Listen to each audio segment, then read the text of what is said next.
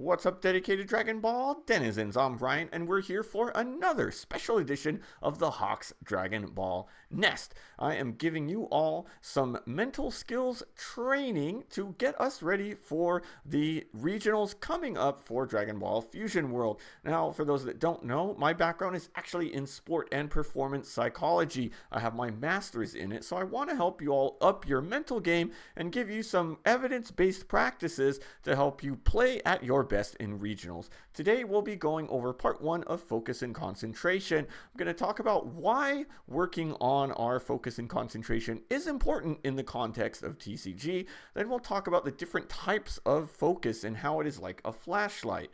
And then we will go through some practices to help us categorize and then improve our ability to focus and concentrate more intensely and for longer periods of time. But without further ado, let's get into it. All right, now focus and attention in competitive TCG. In general, our attention has a limited capacity. And in order to perform at our peak, we need to utilize it completely on performing. We cannot have anything else get in the way of using our valuable attentional resources so that we can make sure that we are imaging all of the plays that we need to make so that we're not misplaying and forgetting about a certain aspect of things, and so that we're not getting distracted by our surroundings. We can hone our attention so that we can block out distractions that rob us of our attentional capacity, or that rob some of that. And we can also train ourselves so that we can focus more intensely for longer periods of time, right? And now, focusing as a flashlight. Focus is like a flashlight. You can choose where to shine and direct it. As I mentioned really briefly in the intro, you can make it light. You can make the light either broad, very wide, can't really see it, or very narrow. Now, focus as a flashlight. As I hinted on in the introduction, focus is like a flashlight. You choose where to shine and where to direct it. You can make that flashlight one of those special flashlights where you can kind of choose to make it very wide. Can't even see my hand because it's so wide. Or you can make it very narrow. You can make that a very narrow attention, and then you can point it away from you externally, or you can shine it at yourself internally. In this regards, more so, we're focusing on our thoughts. Now let's dive into each of those. Again, there's 4 different types of attention, as I mentioned, and they break up into 2 parts. Now, broad versus narrow is the first one I mentioned. A broad attentional focus means that we're focusing on a wider, more general range. This is where perhaps you're just scanning the board, deciding what play you're going to do based on what the board is like. Very broad. We're looking at all of the cards and kind of thinking about that. And broad can also be imaging multiple plays where we've got, okay, if I do this, then this happens, and really wide, general sense of focus. Whereas narrow, we're coming back and it's a specific card or specific play on the board. In this case, a narrow focus would be attacking a battle card, attacking your leader, right? Very specific play, whether or not you're going to play a card and what the effect of that card does, or your opponent is playing a card and how are you going to counter that. It's a very specific focus in that side. And then again, another example could be deciding on whether to combo and defend or not. You know, that's a very specific play, and we need to know that, right? If you're deciding on that, you know, you can't be thinking about other things during that time. So we really need to get that focus to where, whether it's broad or narrow, we are going all into that. So it's really good to be aware of when that's happening. Okay, now we have internal and external focus. Now, it's important to note that you're always having 2 types of focus at once. You're either wide or narrow, broad or narrow, and then you pair that with an external or internal, right? So in this case, external is focusing on the board. As I mentioned, that is a broad focus. So this case would be broad narrow, right? Now, on the other hand, is scanning your surroundings, whether you're not even looking at it. Maybe you're looking around. What are some other players doing? What's your friend up to? Is his battle finished? That is your focus. Is that the best use of your attentional capacity? It's debatable. May or may not be. Maybe you need that break. Maybe you don't. But in this case, scanning our surroundings is external. It's away from us, but it's also a wide. It's a wide focus. So we're in this case we're external wide. Declaring an attack is external. It's not something that you're doing. You're looking at your opponent, but it's also a narrow part of focus, right? Okay, and then in terms of internal is imaging a potential play. Now we're kind of in our head a little bit. We're in our head, we're imagining a play that's not actually happening outside. It kind of takes us away from that. So it's important to do these things because we want to know what we can potentially do, but also kind of consider that if you're doing too much imaging a potential play, you may miss some plays that your opponent's doing right in front of you. So there's a time and place for that. And in this case, imaging a potential play is very specific, right? It's a specific play. So that one is going to be an internal narrow focus, right? And then we have this one, thinking about winning or losing. That's an internal thought. And this is something that's pretty common, especially in like late game that I see with people, is like we're thinking about winning or losing. And it's a lot of times like more on the like not losing, right? Oh man, I cannot lose this, especially in regionals where we're like on the verge of elimination. Oh, I have to win this battle. I can't lose. I'm at the end of the game, and if I don't pull this play off, I'm gonna lose. That can really distract you. Now we're internal. It's a very, again, kind of narrow way of thinking. Narrow doesn't always mean bad, but in this case, it's taking away our potential attentional capacity from what's happening right in front of us, right? Now, on the other end, in internal, calculating combo numbers, that's another one that's a little bit more specific or narrow, but we need to be doing that, right? Like, obviously, we don't have a calculator in front of us to do that, so you're kind of calculating, you're getting in your head for a minute to see what we need to do. So that's a necessary action that's internal.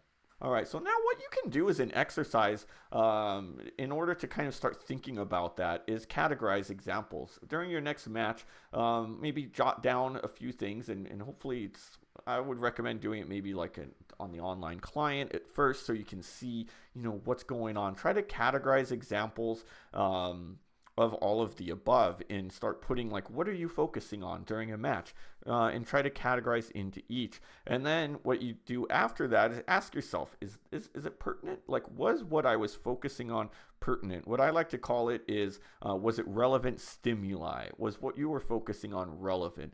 And then think about that. And we're going to go a little bit more over that and start thinking about what is relevant and what's irrelevant in our next session.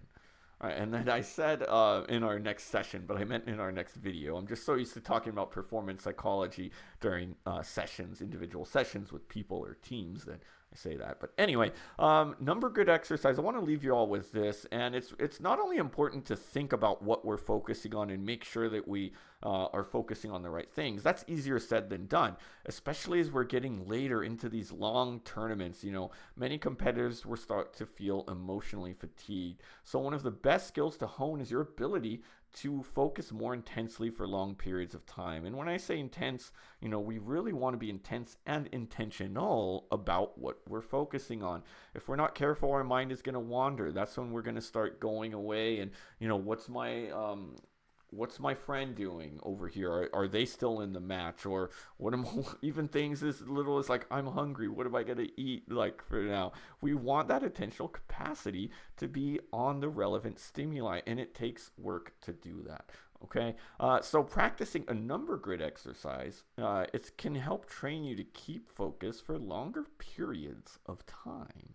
Now, here's the number grid over here that's going to help you hone your concentration skills in order to focus for longer and more intense periods of time. Now, this one is still a very kind of quick exercise. If we really, really want to get into it, you want to get something even larger that's going to take like 30 minutes. But this one's just one that gives an example of it, right? And basically what you do is you can Google number grid and find these, but you can use this video if you want. You could just pause it and do this exercise where you time yourself for 2 minutes. The timing's a little bit whatever you want to do. I think 2 minutes is a good start. And for each look, you spend 2 minutes looking for each number in order: one, two, three, four, all the way up to 99.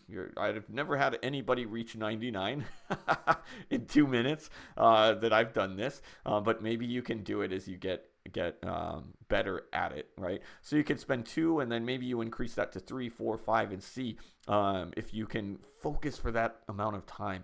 And think about that as you're going. You're going to get frustrated at some point. There's going to be one number where you just cannot find. And what happens to your mind during that time? What happens? Do you get distracted? Do you take a minute and look away? And think about this. I talk about focusing longer and more intense periods of time, but there are times where it's like, okay, I can't find it. Let me look away for 5 seconds. And does that actually help or hurt you? But of course, you want to get to that point where you get frustrated. It takes you longer to get frustrated. Maybe at first at number 19, you start to get frustrated and your focus wanes. But later on, it's at 49, and you're getting up there.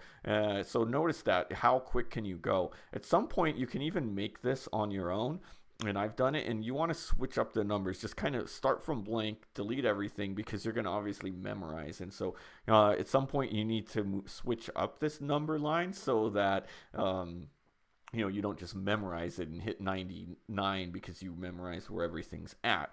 But that's where it's at. So that's a great exercise I'll leave you all with for this time. But let's get a little preview of what we'll be looking at next time. And for next time, we're going to talk about what is the enemy of focus, what takes away from our focus, and we'll get into some specific examples and even categorize them into our 4 quadrants. Then we'll go over some strategies to block out distractions, which especially at regionals, there are so many more distractions than usual. And then we'll talk about keywords, and that's going to be the specific strategy that we use, is some keywords to help us know if we notice ourselves getting distracted. A keyword can help bring us back. Now, over this next week, before the next video comes out, make sure that you start to pay attention to things. What am I focusing on? Is what I'm focusing on during matches important? And is it difficult for me to refocus when I do notice myself getting out of it? And that is going to do it for this special edition of the Hawks Dragon Ball Nest. Hope you enjoyed this. Let me know in the comments what you think. Let me know if you tried out this number grid and what your initial number that you got to during that first 2 minutes. And then let me know if you start doing some practice on it and if you can get higher and higher on that. If you liked what you saw, make sure you hit that subscribe button so you can become part of the Hawks Nest. We are a fabulous flock of folks who just love to do what we love, and we love to do it well. And this is why I'm so obsessed with performance psychology along with Dragon Ball, and want to bring this in. I want my subscribers, and really anybody who watches, I want to help them to become the best that they can be. And let's get into regionals. Let's do great, and let's get some strategies to do so. But until then, we're going to see you next time.